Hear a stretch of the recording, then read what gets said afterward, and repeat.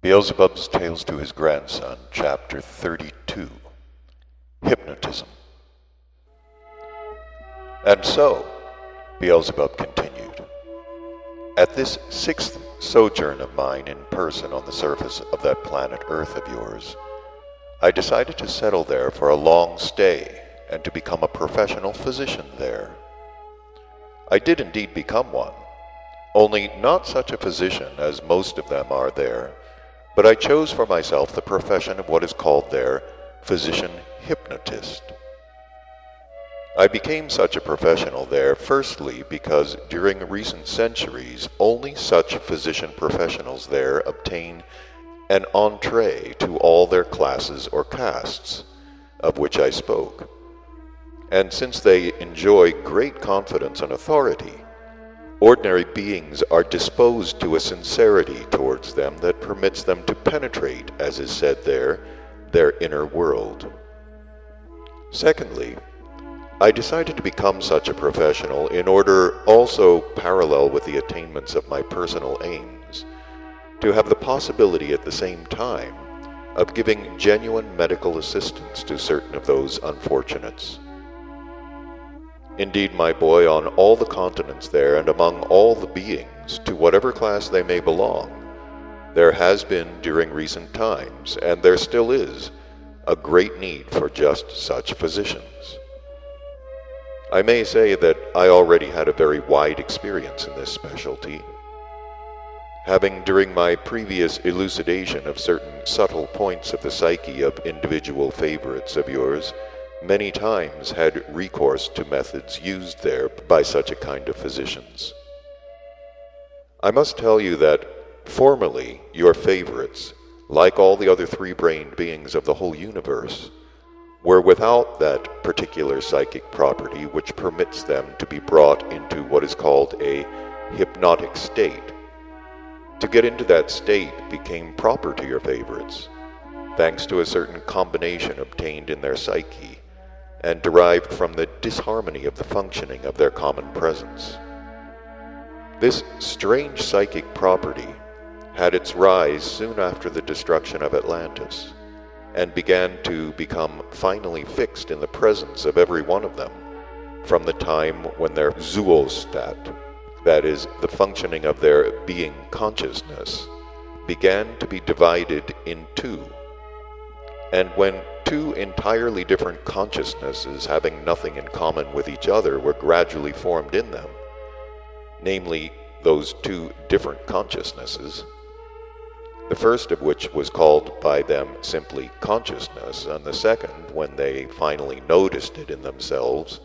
was called and still continues to be called subconsciousness.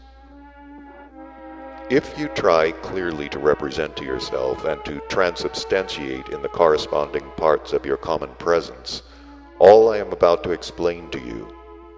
you will perhaps then thoroughly understand nearly half of all the causes why the psyche of these three-brained beings who have taken your fancy and who breed on the planet Earth has finally become such a unique phenomenon. This psychic particularity, namely of falling into a hypnotic state, is, as I've already said, inherent to the three-brained beings only of this planet of yours. And one can therefore say that if they did not exist, then in all of our great universe there would not exist in general even a being notion of hypnotism.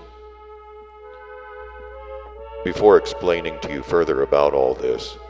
it is here appropriate to emphasize that although during the last 20 centuries almost the entire process of the ordinary waking existence of most of the three-brained beings who have taken your fancy, particularly of the beings of contemporary times, flows under the influence of this inherency of theirs, nevertheless they themselves give the name hypnotic state only to that state of theirs during which the process of this particular property flow in them acceleratedly, and the results of which are obtained concentratedly. And they fail to notice, or as they would say, they are not struck by irregular results of this inherency, which has recently become fixed in the ordinary process of their existences. Because, on the one hand, in the absence in them in general of normal self-perfecting,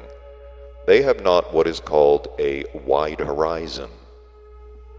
And on the other hand, arising and existing according to the principle itoklanos, it has already become inherent in them quickly to forget what they perceive. But when the said results of this inherency of theirs are obtained acceleratedly, concentratedly, then every kind of irregular manifestation, their own and those of others, become real to such a degree that they become acutely obvious even to their bobtailed reason, and therefore unavoidably perceptible. But even if certain of them should by chance notice something illogical in their manifestation or in the manifestations of others, then, thanks to the absence in them of the knowledge of the law of typicality, they at best ascribe it to the particularities of the character of the given beings. This abnormal particular property of their psyche was first constated by the learned beings of the city Gob, of the country Maral-Plessis. And even then, they made it a serious and detailed branch of science, which spread over the whole of the planet under the name of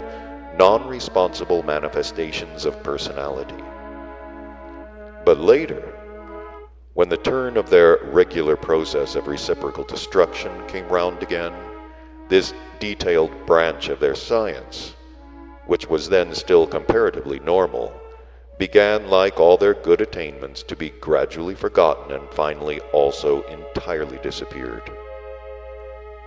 And only many centuries later did this branch of their science again show signs of reviving. But, thanks to the fact that at this period most of the learned beings there had already become learned beings of new formation, they sat upon this new revival so firmly that before the poor thing had time to develop, it soon found its way into their common, what is called, rubbish heap. And this happened in the following way.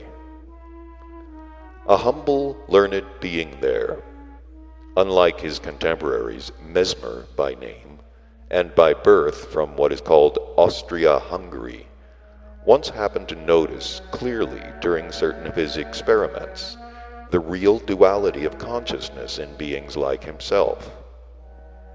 He was greatly impressed by this and devoted himself entirely to this question, which interested him. Continuing to observe and to study, he almost succeeded in understanding the reason. But when later he began making practical experiments for the elucidation of certain details, well, it was just then that there began to be manifested toward him that particularity proper to the learned beings of new formation there. This particularity of the learned beings of the earth of new formation is called pecking to death. As this honest Austro-Hungarian learned being then began making his elucidating experiments, not as all the learned beings of the earth of new formation had in general become mechanized to do, he was, according to the custom there, very meticulously pecked to death. And this process of the pecking to death of this poor Mesmer was then so effective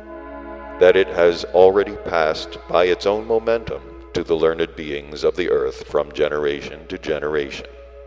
For instance, all the books now existing there on the question of this hypnotism, and of such books there are thousands there, always begin by saying that this Mesmer was nothing more nor less than a rogue with an itching palm and a charlatan of the first water, but that our honest and great learned beings very soon saw through him and prevented his doing any kind of mischief. The more the learned beings of recent times of this peculiar planet are themselves personally, in the sense of idiotism, squared, the more they criticize Mesmer and say or write concerning him every possible kind of absurdity to bring him into contempt. And in doing this, they criticize exactly that humble and honest learned being of their planet, who, if he had not been pecked to death, would have revived that science, which alone is absolutely necessary to them, and by means of which alone, perhaps, they might be saved from the consequences of the properties of the organ Kundabuffer. There is no harm in remarking here that just when I was leaving that planet forever, precisely the same was being repeated there as had occurred to this Mesmer. Namely, on this occasion, an honest and humble learned being there, from among the beings of the community France, after persistent and conscientious labors,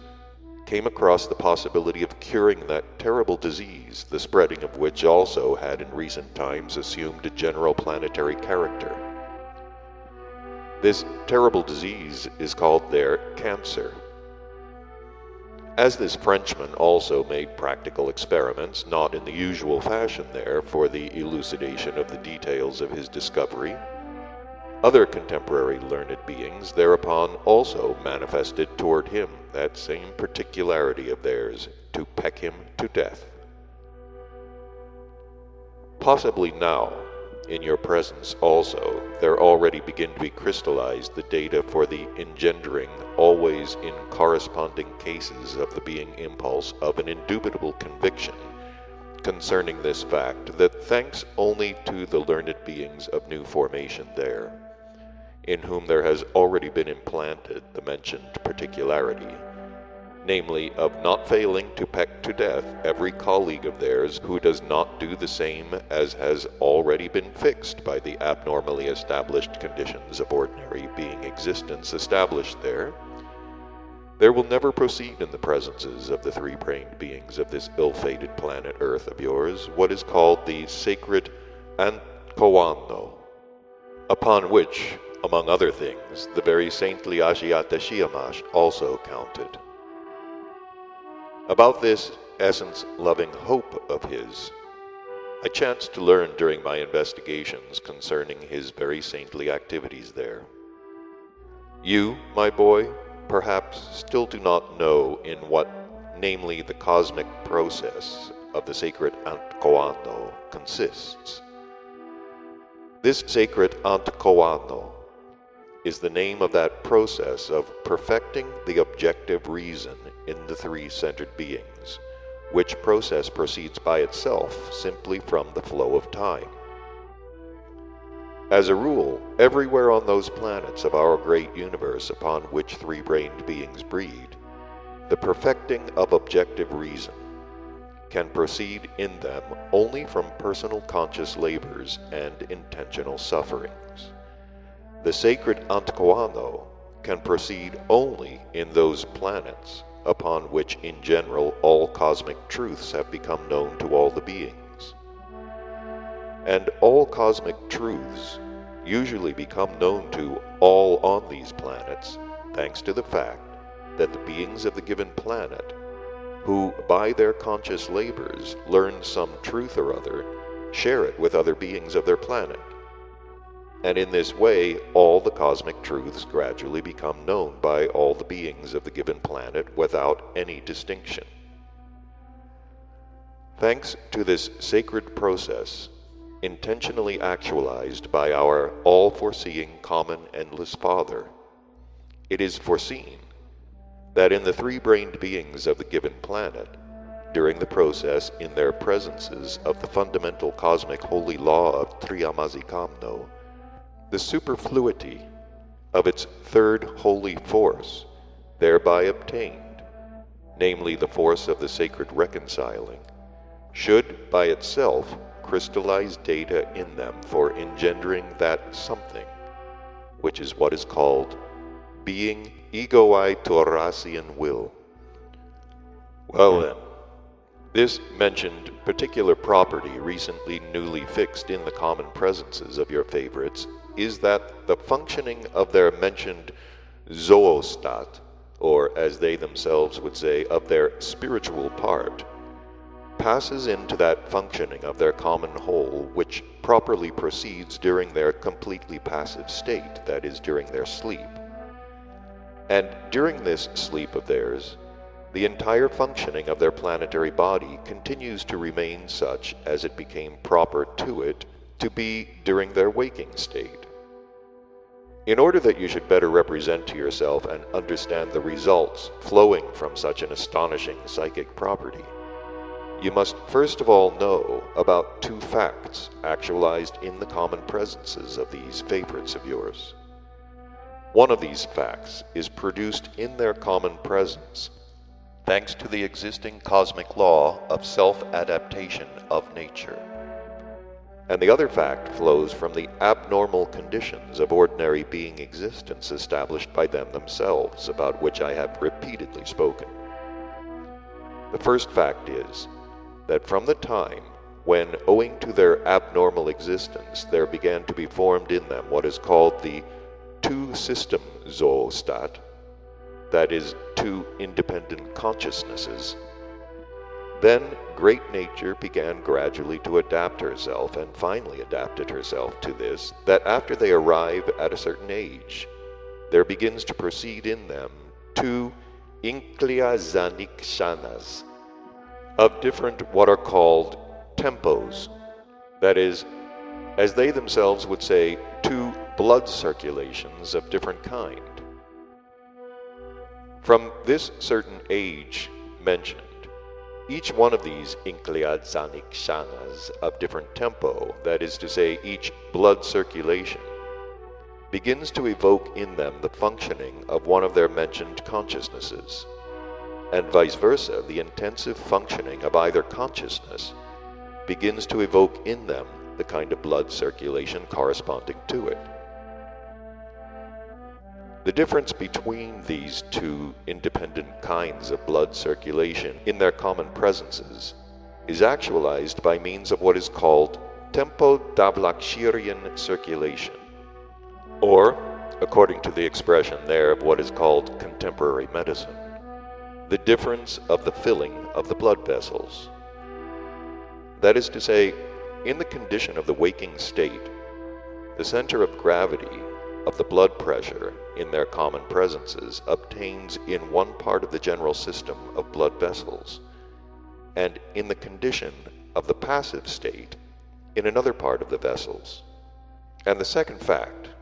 the fact ensuing from the abnormal conditions of the being existence of your favorites, is that when, from their very beginning of the arising of their offspring, they intentionally try by every kind of means, for the purpose of making them respond to these abnormal conditions around them, to fix in their logic Nestorian localizations as many impressions as possible obtained exclusively only from such artificial perceptions as are again due to the results of their abnormal existence, which maleficent action of theirs towards their offspring they call education. Then, the totality of all such artificial perceptions gradually segregates itself in their common presences and acquires its own independent functioning, connected only as much with the functioning of their planetary body as is necessary, merely for its automatic manifestation, and the totality of these artificial perceptions is then perceived by them, owing to their naivety, as their real consciousness. But as for the sacred data for genuine being consciousness put into them by great nature, which consciousness ought to be possessed by them from the very beginning of their preparation for responsible existence, together with the properties inherent in them which engender in them the genuine sacred being impulse of faith, hope, love, and conscience. These data, becoming gradually also isolated and being left to themselves, evolve independently of the intentions of the responsible beings, and of course also independently of the bearers of them themselves, and come to be regarded as what is called the subconsciousness. thanks only to such a, in the objective sense, maleficence, but according to their naive subjective understanding, benevolence toward their offspring, all the sacred data put in by Great Nature herself for forming in them their real consciousness become isolated and remain during the entire period of their existence in their almost primitive state. And every kind of impression, unavoidably perceived by means of the 6 being skernalizionics, or in their terminology, sense organs, present in their presences for the specific perception of externals. By the way, they count them as 5, come to be localized and, acquiring their isolated functioning, gradually become predominant for the whole of their common presence. Although such a localization of accidentally perceived impressions is found in them, and although they are aware of its action, yet in respect of any functioning inherent in their planetary body, as well as in respect of the acquisition in their common presence of objective reason, it plays no part. All these impressions, intentionally or accidentally perceived, from which the said localizations are formed, ought to be in them only as material for confrontative logic, for that real being consciousness which they should have in themselves, and the accidental results of the perception of which in their naivete they sometimes now confidently regard merely as reflexes of their, in their opinion, insignificant what is called animal instinct. Only thanks to the single fact that your favorites, especially the contemporary ones, do not know at all, and even do not suspect, the necessity of at least adapting their famous education to the said subconsciousness of their offspring, but that they always and in everything intentionally assist everyone of the rising generation to perceive impressions only from the abnormally artificial, then thanks only to this, when every one of them reaches the age of a responsible being, all his being judgments and all his deductions from them are always purely, peculiarly subjective in him, and have no connection not only with the genuine being impulses arising also in him, but also neither with those general cosmic lawful phenomena, to sense which, by reason, is proper to every 3-brained being, and by means of which there is established that connection between all the 3-brained beings of all of our great universe for the collective fulfillment of the common universal functioning, for which purpose everything existing in the universe just exists. For your wider understanding of this particular psychic state, it is necessary to tell you further that even up to now, they arise with every kind of data for acquiring genuine being reason. And at their arising,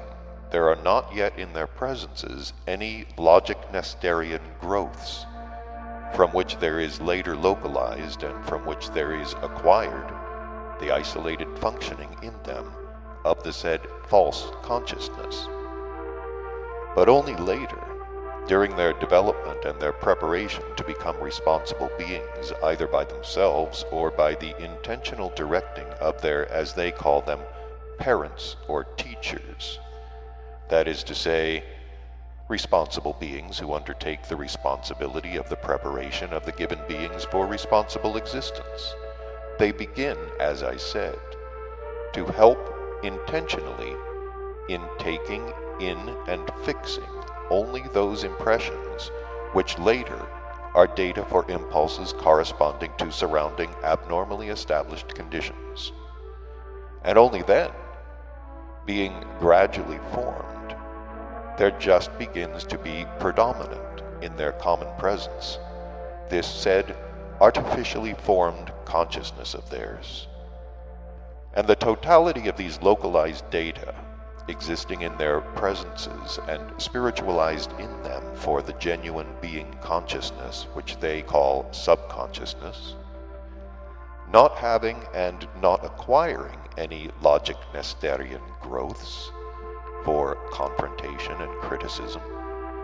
but having from the very beginning only possibilities of engendering the sacred being impulses called faith, love, hope, and conscience,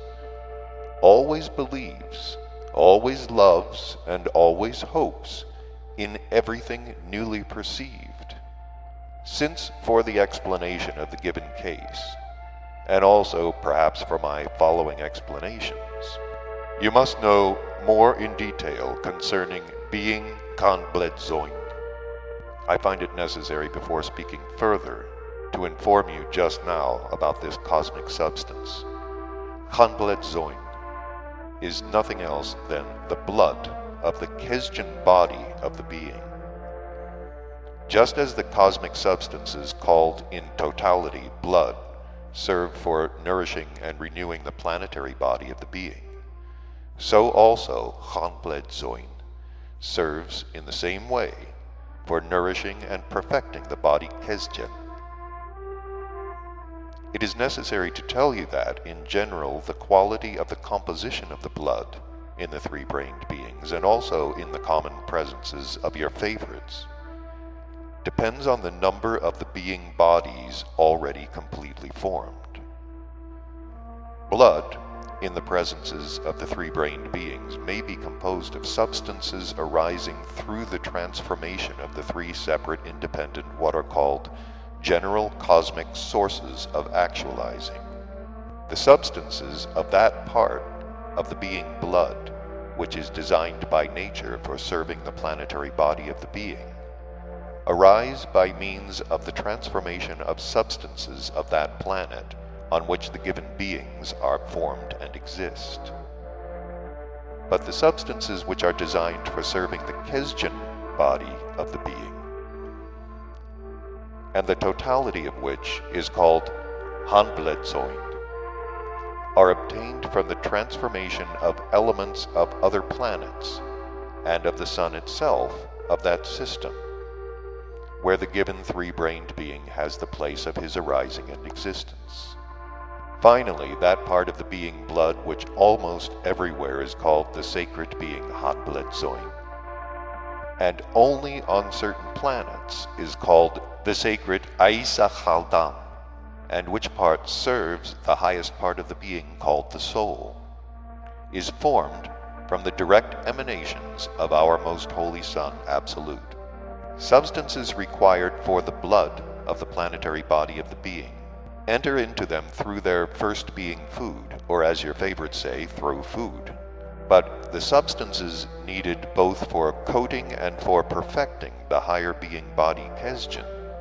enter into their common presences through their, as they say, breathing, and through certain what are called pores of their skin. And the sacred cosmic substance required for the coating of the highest being body, which sacred being part of theirs, as I've already told you, they call soul, can be assimilated and correspondingly transformed and coated in them, just as in us, exclusively only from the process of what is called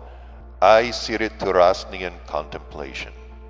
actualized in the common presence by the cognized intention on the part of all their spiritualized independent parts.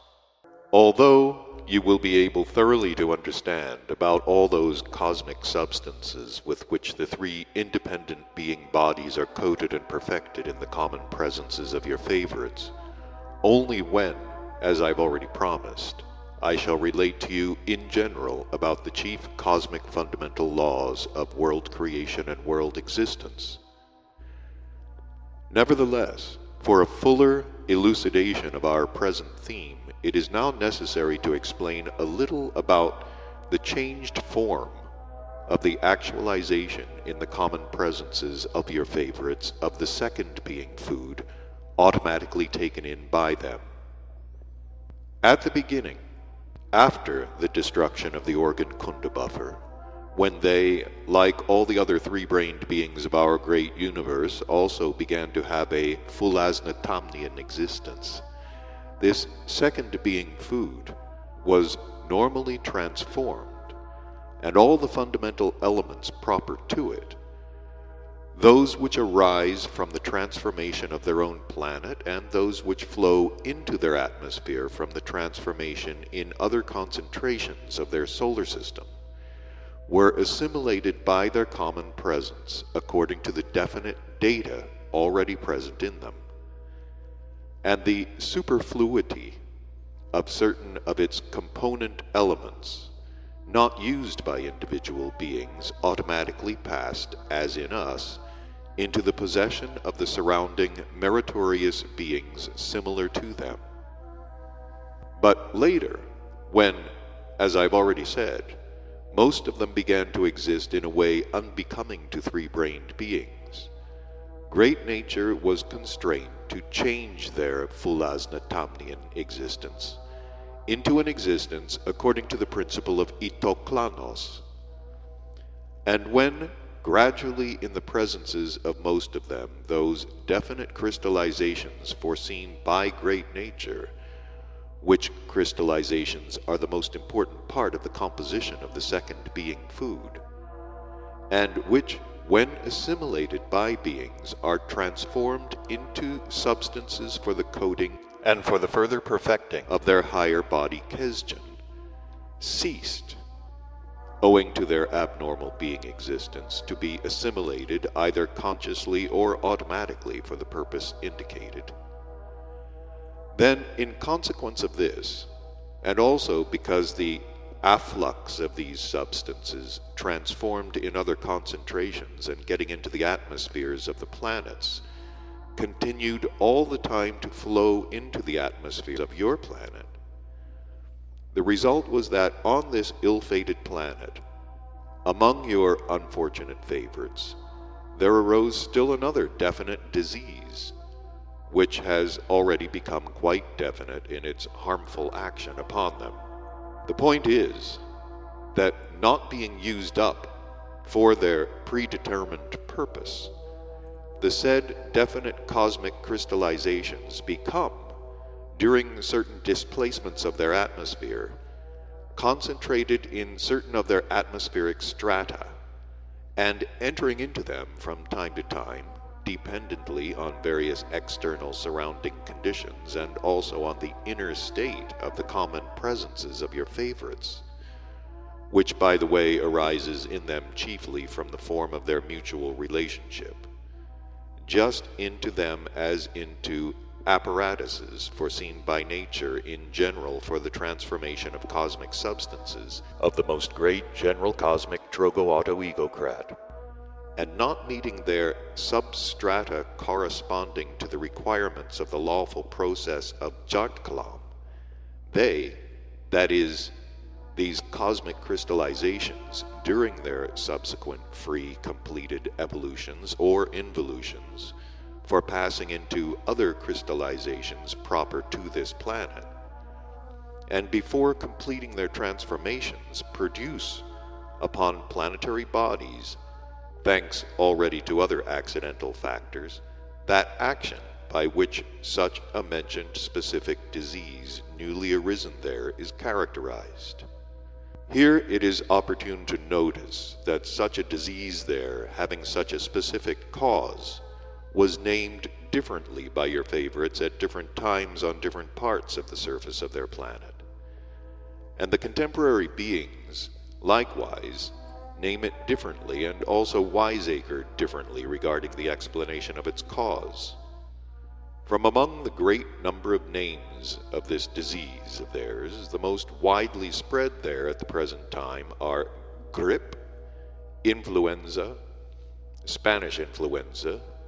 dengue, and others. As regards the introduction into themselves of the second kind of being food, which continues among beings even still up to now, then, since they lost the possibility of existing according to the Fulasnatamnian principle, certain of the ingredients of the substances of the second being food continue to serve only for assisting the transformation of the first being food, and for removing from the planetary body certain elements already used by them. Now, let us speak further about a particular psychic property of your favorites, and about my activities at that time among them in the capacity of a physician specialist, when I acted upon them by means of this particular psychic property of theirs. Though this hypnotism, or as they prefer to say, this branch of their science, arose and became official only recently, yet it had already had time to become for them another of their very serious factors which brought about still greater confusion of their psyche, already muddled enough without this in the majority of them, and which still further deranged the functioning of their planetary body. After I had become a professional, namely a physician hypnotist, I grew a little interested also in this official science of theirs, so that when I later made my usual researches concerning various serious questions, as for instance the investigations concerning the results of the activities of the very saintly Ashiata Shiyamash, and chanced to come across something bearing upon questions of this branch of their science, I elucidated to my reason also this misunderstanding question there. As the automatic impelling causes which have become their usual for contemporary beings, for the revival also of such a branch of their contemporary science, were exceedingly peculiar, and even as they themselves would say, piquant facts, it will in my opinion be very interesting to tell you a little more in detail also about this said revival. Although contemporary learned beings there affirm that the beginning of this branch of their science was made by a certain English professor named Braid, and that it was developed by the French professor Charcot, yet in reality this was not so at all. From my detailed investigations of this said question, by the way, it became also clear that the former Braid had unmistakable signs of the properties of a Hasnamus, and the latter, Charcot, had the typical properties of a mama's darling. And terrestrial types of this kind, particularly the contemporary ones, can never discover anything quite new. And indeed it appeared that this matter proceeded there in the following way. A certain Italian abbot, Pedrini by name, was in his town what is called a confessor for a convent. To this abbot confessor there often came for confession a nun named Euphrosynia. From the stories told about her, it seems that she frequently fell into a certain particular state, and while in this state she displayed manifestations unusual for her environment. During the confession, she complained to the abbot Pedrini that at times she was unmistakably under the influence of diabolical suggestions. Everything she herself said, and the stories circulated about her, interested the abbot Pedrini, and he became very desirous of convincing himself personally about them.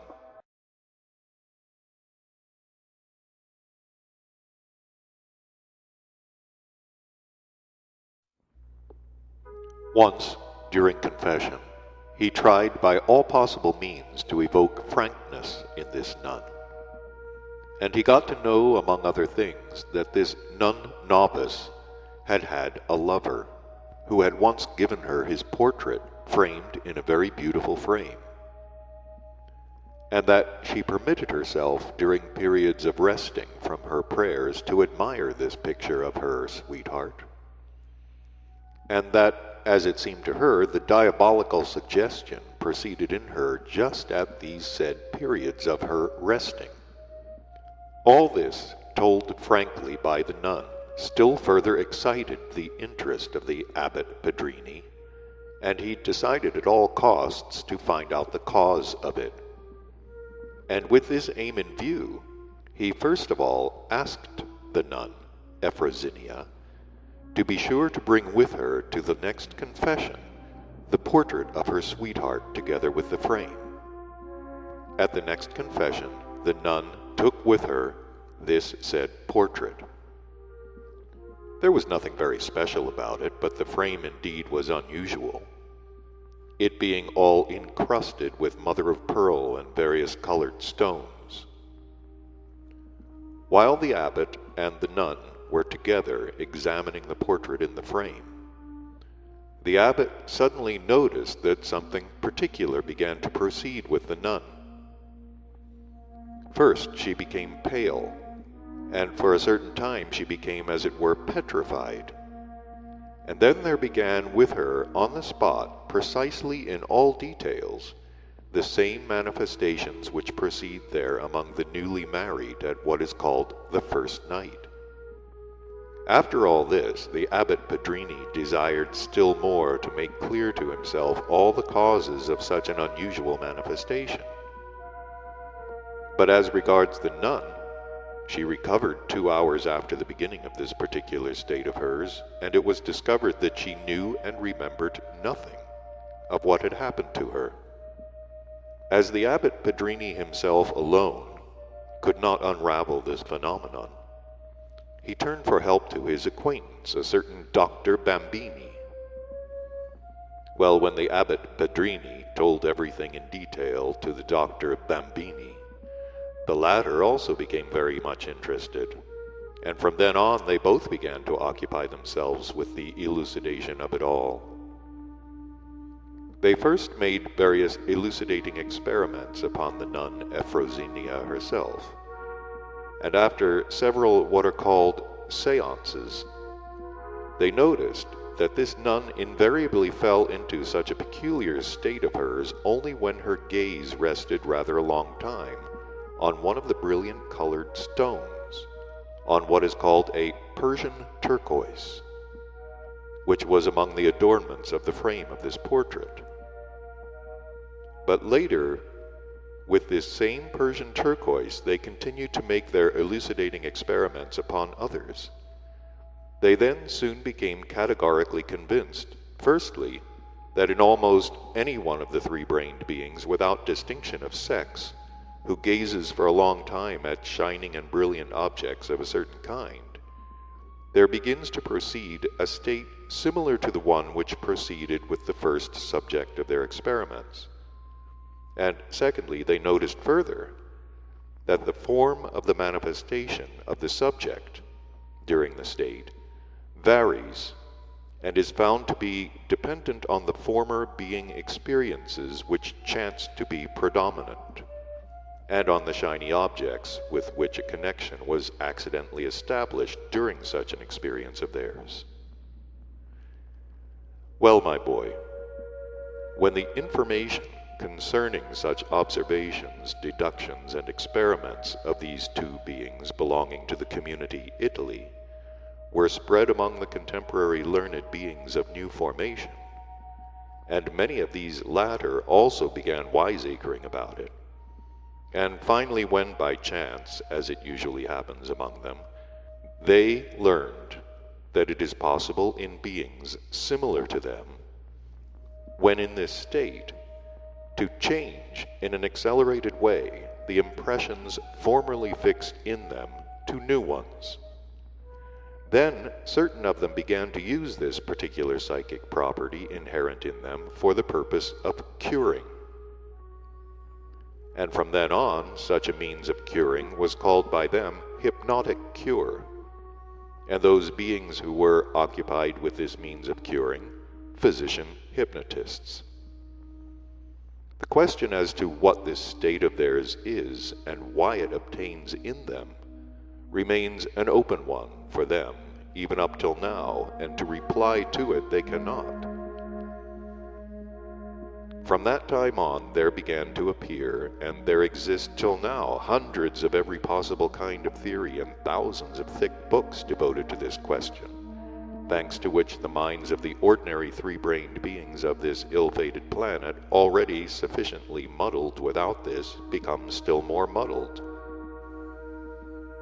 This branch of their science has perhaps come to be, for them, more maleficent than the fantastic inventions of the ancient Hellenic fishermen and of the contemporary beings of the community Germany. Thanks merely to this branch of their science, there was acquired in the psyche of the ordinary beings of this ill-fated planet several still new forms of what are called being kalkali, that is, essential strivings, which became cast into forms of definite teachings, existing there under the names of Anoclinism, Darwinism, Anthroposophism, Theosophism,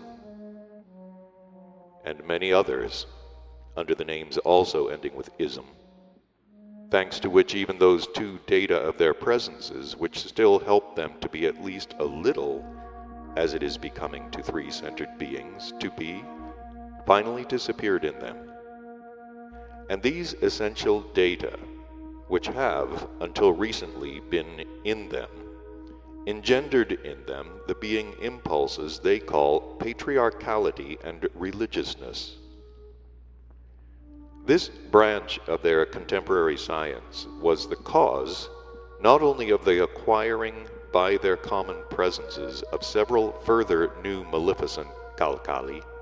but it was also the cause of the derangement in many of them of the, without this, abnormal functioning of their psyche, which to their great misfortune was already long before this disharmonized up to the degree of what is called al-Nakurian cacophony. You will understand this well if I tell you that during that curing practice of mine there, when I later again became a physician hypnotist there and existed mostly on the continent called Europe, and on other countries situated near to it, almost half of my patients consisted of those who were ill only because of this said maleficent science of theirs which had become widely spread there. And this was obtained because when these learned beings of new formation began writing various books about these questions with every kind of fantastic theory, many ordinary beings there began to read them and became crazy with their fantasies and themselves began trying to evoke this hypnotic state in each other. And as a result, they brought themselves to the point of becoming my patients. Among such patients of mine were the wives of husbands who, having chanced to read these books, wished to suggest to their wives their egoistic wishes. For similar reasons, children of unreasonable parents became my patients. Various men who were found to be under the orders, or as it is said there, under the thumb of their mistresses, and so on and so forth. And all this only thanks to the fact that these sorry learned beings of new formation cooked up their Hasnamussian theories concerning this distressing state of theirs. None of the theories now current among them concerning this question of hypnotism even approximate in the least the reality. Most recently, by the way, when I was on this ill-fated planet, a new maleficent means began to flourish, there for doing the same with the psyche of the beings there, as there did and still does this branch of their science, hypnotism. And this new maleficent means they call psychoanalysis. You must without fail also know that when beings of the period of the Tikliamishian civilization constated for the first time about this particular psychic property of theirs, and soon made it clear that by its means they could destroy in each other certain properties particularly unbecoming to be in them, then the process itself of bringing someone into this state began to be regarded by them as a sacred process, and was performed only in their temples before the congregation. But in the presences of your contemporary favorites, not only does there absolutely not arise any being impulse of contrition about this essential property of theirs, and not only do they not consider its concentrated manifestation intentionally yet unavoidably evoked by them as sacred. But they have already adapted it, the process itself and the accidentally obtained results, for serving them as a means of tickling certain consequences of the properties of the organ Kundabuffer firmly fixed in them. For instance, even when they meet together for one or another established patriarchal ritual like a wedding, baptism, Saint's Day, and so on,